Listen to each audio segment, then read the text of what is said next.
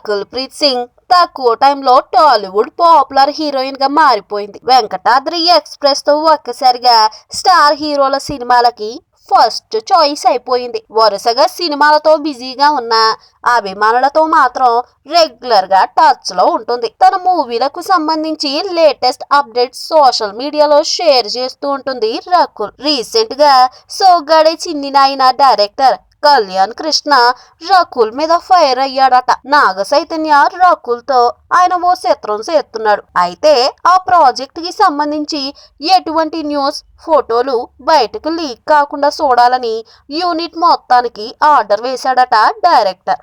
కానీ రకుల్ మాత్రం ఎవరికీ తెలియకుండా కొన్ని పిక్స్ సోషల్ మీడియాలో షేర్ చేసిందట.